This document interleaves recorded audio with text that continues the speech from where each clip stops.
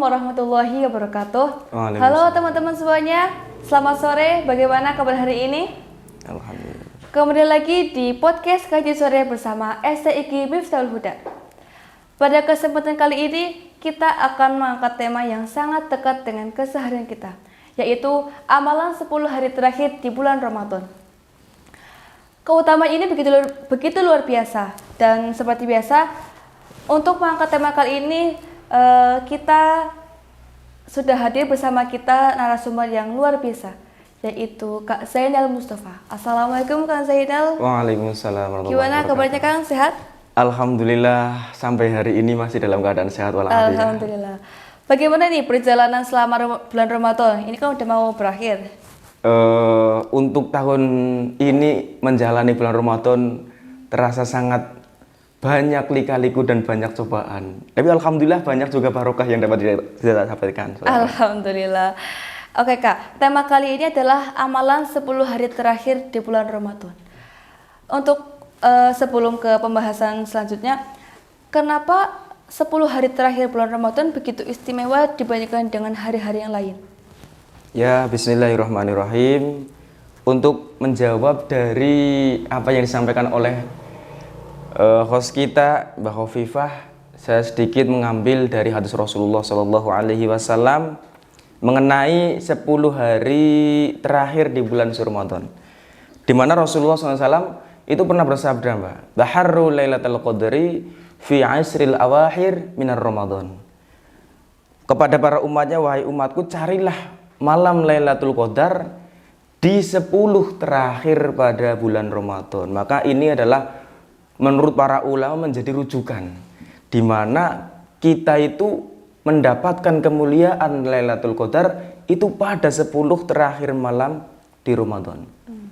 Dan pada waktu itulah kita mendapatkan kemuliaan-kemuliaan yang lain. Contoh mahfirah Allah yang diturunkan di mana? Di malam Lailatul Qadar. Maka apa yang menjadi istimewa pada 10 malam terakhir? Yang paling tepat adalah karena di 10 terakhir pada bulan Ramadan itu ada turunnya malam Lailatul Qadar, yaitu menjadi sangat dinantikan oleh semuanya, baik kita maupun orang-orang muslim yang lain. Seperti itu, Mbak. Nah, untuk sebelum berakhir nih bulan Ramadan, ada atau tidak amalan-amalan yang bisa kita lakukan sebelum Ramadan ini berakhir, Kak Zainal? Untuk amalan-amalan ini juga banyak para ulama berpendapat tentang amalan-amalan apa saja yang disunahkan di malam Ramadan maupun di siang hari Ramadan, terutama lagi di 10 hari terakhir malam Ramadan. Ini juga banyak ulama berpendapat. Yang diantaranya pendapat dari ulama terkenal yaitu Imam Syafi'i. Imam Syafi'i, yang pertama beliau laksanakan, ulama-ulama kita dahulu itu pertama kasiru minas sunatil, yaitu memperbanyak ibadah-ibadah sunnah. Ini ya Mbak ya. Yang mungkin tadinya sebelum bulan suci Ramadan kita di jam 8 malam di musola di masjid sepi. Tapi untuk sekarang coba lihat di malam Ramadan, dari mulai pertama kita melihat pada musola masjid ramai manusia, umat Islam berbondong-bondong untuk melaksanakan yang namanya sholat tarawih. Itu banyak sekali. Itu ibadah-ibadah yang disunahkan, namanya sunnah untuk melaksanakan sholat. Dan juga kita akan melihat ketika pada bulan Ramadan ini, akan ada fenomena di mana takjil gratis berterbaran, di mana akan banyak sedekah-sedekah yang keluar. Ini yang bukan lain hanyalah untuk memuliakan bulan suci Ramadan, memperbanyak ibadah sunnah. Jadi ketika kita masuk bulan suci Ramadan, di mana kita masuk, ya ayo kita berjuangkan untuk mendapatkan Ramadan dengan sempurna, memperbanyak ibadah sunnah. Ya, seperti itu. Yang kedua, dari Imam Syafi'i juga mengatakan, ya iqra'ul Quran. Ini ada suatu hadis dari riwayat Imam Ahmad yang beliau Rasulullah SAW bersabda, ya ayyuhalladzina amanu idza arada ayyatakallama ma'allah falyaqra'ul Quran.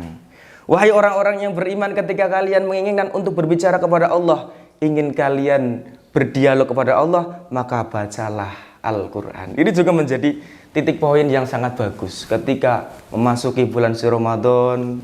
Biasanya kita paling tadarus berapa lembar, ya kan seperti itu. Iya. Tapi untuk masuk bulan suci Ramadan kemudian akan ada amalan yang membawa kita untuk memperbanyak membaca Al-Quran. Ini luar biasa.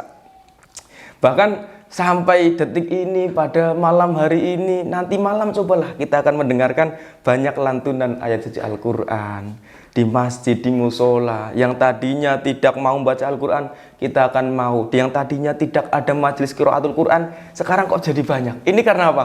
Ya karena mengamalkan sunnah-sunnah di malam Lailat, di malam Ramadan, yang terutama pada malam 10 terakhir bulan suci Ramadan. Berarti banyak membaca Al-Quran. Seperti itu. Nah, yang ketiga yaitu Al-Qiyamul Lail. Qiyamul Lail atau memperbanyak ibadah di malam hari. Yang mungkin tadinya pasti kita untuk melaksanakan ibadah di malam hari kita merasa malasnya lebih banyak. Karena apa? Ya kurang mendapatkan keutamaan. Tapi untuk malam Ramadan atau malam-malam di bulan suci ini, kita akan mendapatkan banyak sekali keutamaan. Bahkan orang yang akan mendapatkan Lailatul Qadar siapa? Ya orang yang mau terjaga pada malam harinya. Contohnya Mbak Khofifah, malam hari di ketika yang lain tidur, bangun, itu adalah kunci mendapatkan Lailatul Qadar. Kalau tidak bangun, kita mendapatkan Lailatul Qadar. Tidak dapat mendapatkan Lailatul Qadar. Maka para ulama ketika kalian mendapati bulan suci Ramadan, maka apa yang dilakukan? Qiyamul Lail. Bangunlah di malam hari, kencangkan perut kalian, jangan perbanyak untuk tidur, lakukanlah perbanyak ibadah-ibadah di malam hari. Maka kalian akan mendapatkan yang namanya keutamaan di malam Ramadan. Untuk yang keempat, yaitu al-i'tikafu fil masjid, berdiam di masjid. Karena berdiam di masjid salah satu amalan yang dapat menggugurkan dosa-dosa kita, menghapus dosa-dosa kita yang telah berlalu. Caranya seperti itu, untuk menghilangkan dosa kita dengan cara banyak beriktikaf di masjid, berdiam di masjid. Supaya apa? Terhindar dari yang namanya maksiat. Coba, maksiat apa yang dapat dilakukan di masjid? Apakah sama dengan yang di luar? Tidak. Berbeda. Pasti itu seperti itu. Dan yang terakhir yaitu kasirun minadz dzikrillah, memperbanyak berzikir kepada Allah, memperbanyak kita mengingat kepada Allah. Di mana di momentum Ramadan kali ini, ayolah kita yang tadinya sedikit untuk mengingat, namun banyak untuk melakukan duniawi, tapi pada malam Ramadan, pada hari Ramadan, kita perbanyak untuk melaksanakan sunnah-sunnah zikir dan juga bacaan-bacaan dalam berzikir. Insya Allah nanti kita semua akan mendapatkan bulan suci Ramadan dengan penuh maghfirah. Dan dengan seperti apa yang menjadi doa Rasul ketika Rasulullah SAW bercerita kepada Aisyah, ya Aisyah, maukah aku ceritakan kepada kamu apa yang harus engkau lakukan ketika engkau bertemu dengan Lailatul Qadar? Maka Aisyah mendapatkan, ya Rasul, ajarilah aku apa yang harus saya lakukan ketika bertemu dengan Qadar. Maka Rasulullah SAW mengajarkan, ketika engkau menemukan Lailatul Qadar yang ada di 10 hari terakhir di bulan suci Ramadan, maka bacalah Allahumma innaka afuwun karim tuhibbul afwa wa'fu anni. Itu doa yang paling utama oleh Rasulullah diajarkan. Seperti itu, Mbak. Tafadhol. Masya Allah. Jadi begitu banyak ya keistimewaan di bulan Ramadan ini, amalan-amalan yang dapat kita lakukan. Saya jadi merasa sedih ini. Udah mendekati Syawal, kita akan ditinggalkan dengan bulan Ramadan, karena belum tentu nanti setelah Ramadan terakhir hamba Allah ini umat Muslim dapat mengamalkan amalan-amalan tersebut. Iya, benar seperti itu. Karena saya juga pernah mengalami di mana satu bulan Ramadan itu tidak bisa hadir ibadah dan sholatnya full, jiwa kita merasakan kesejukan Ramadan. Lah, itu bagaimana untuk orang-orang yang masih sibuk dengan pekerjaannya di kantor atau seperti pekerjaan satpam? Itu kan satpam harus 24 jam di pekerjaan. Gimana sholatnya itu yang nggak bisa full atau ada hal-hal yang berhalangan? Ya, saya sedikit memberikan suatu pandangan yang saya miliki terhadap apa yang menjadi pertanyaan Mbak Khofifah ini. Bagaimana ketika kita kok sibuk di bulan Ramadan ini, mungkin seperti itu. Iya. Kita banyak pekerja-pekerja yang ada di bangunan, pekerja yang ada di sebagai pedagang, yang kita sibuk dalam pekerjaan kita dan kita tidak dapat melaksanakan amalan-amalan sunnah, tidak dapat melaksanakan kewajiban kita di bulan suci Ramadan, baik kewajiban puasa, sholat dan lainnya. Itu seperti apa? Bagaimana solusinya supaya tetap Islam itu menjadi rahmatin alamin, seperti itu ya Mbak ya? Iya. Nah, ini juga sedikit ada pandangan dari beberapa ulama yang telah masyhur tentang bagaimana ketika ada seorang yang punya problem seperti ini. Beliau, para ulama dari zaman dahulu itu banyak menanggapi. Ketika kok seorang tidak melaksanakan kesunahan dalam bulan Ramadan, mungkin no problem, tidak masalah, karena itu sunnah. Namun bagaimana ketika yang tidak dilaksanakan itu adalah kewajiban. Nah ini yang harus kita berikan jalan keluar, karena kemungkinan besar dan itu suatu menjadi rusuh dalam pekerjaan kita yang sulit, dalam keseharian kita yang berat, itu menjadi rusuh dalam melaksanakan kewajiban. Bagaimana ketika kita tidak dapat melaksanakan puasa, boleh atau tidak kita tidak berpuasa, seperti itu ya Mbak ya? Yang pastinya boleh dan tidaknya itu sudah ada dalam bidang ulama, boleh tidak melaksanakan berpuasa. Namun ketika kok kalian mau berpuasa dalam keadaan payah, maka kalian akan mendapatkan pahala dan keutamaan dari puasa. Contoh, saya kerja di tempat yang berat, di tempat yang penuh dengan keringat, kerja harus dengan full tenaga, yang memporsir banyak tenaga kita, seperti itu ya Mbak ya. Ya boleh kita tidak berpuasa, namun ketika kita berpuasa, kita akan mendapatkan pahala puasa, mengharapkan juga atau mendapatkan juga keutamaannya puasa. Nah, bagaimana konsekuensinya ketika kita tidak berpuasa seperti itu? Konsekuensi yang pertama, ketika kita tidak berpuasa, maka kita harus berniat berpuasa di malam hari itu.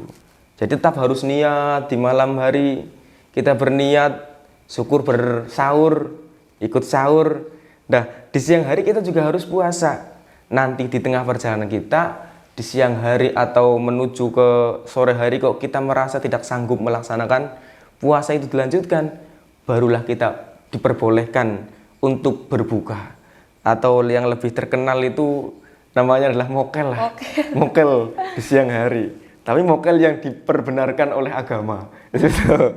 Mokel yang dibenarkan, diperbolehkan. Nah, ketika kita diperbolehkan untuk berbuka puasa, dah nanti ketika selesai masuk bulan Syawal atau bulan Syawal selesai, sebelum Ramadan tahun depan datang, kita menjadikan hari yang lain menjadi qadha lisaumi. Itu mengqadha puasa kita. Iya, mengqadha puasa kita harus ketika kita tidak berpuasa 1 minggu, qadha dengan 1 minggu. Nah, terus ada lagi, bagaimana kalau setiap hari saya sendiri itu bekerja keras, tidak mampu mengqadha di lain waktu, karena memang tiap hari kerjaan saya adalah kerjaan yang penuh dengan tenaga. Maka ada rukhsah yang lain. Rukhsah yang lain seperti apa? Yaitu dalam setiap hari karena kita tidak mampu mengqadha, maka harus membayar atau memberikan ganti dengan berat 1 mud atau takaran 1 mud.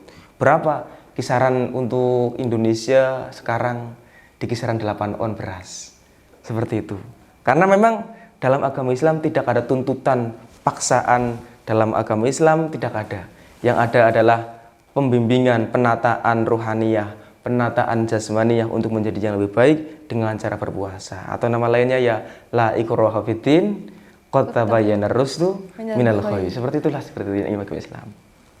Oke, teman-teman, ayo semangat puasanya 10 hari terakhir Ramadan. Jangan kendor puasanya, sholat malam jangan kendor, ibadah malam jangan kendor, khatam Quran dibanyakin. Jangan cuma dibaca tapi diamalkan, jangan cuma dihafal tapi diterapkan. Nah, teman-teman, terima kasih untuk Zainal atas penjelasannya, semoga bermanfaat teman-teman semua. Terima kasih juga untuk teman-teman yang sudah nonton podcast kali ini. Jangan lupa like, comment, share, and subscribe channel Stick with Al Huda. Sekian dari saya dan Kak Zainal. Terima kasih. Wassalamualaikum warahmatullahi wabarakatuh. Waalaikumsalam warahmatullahi wabarakatuh.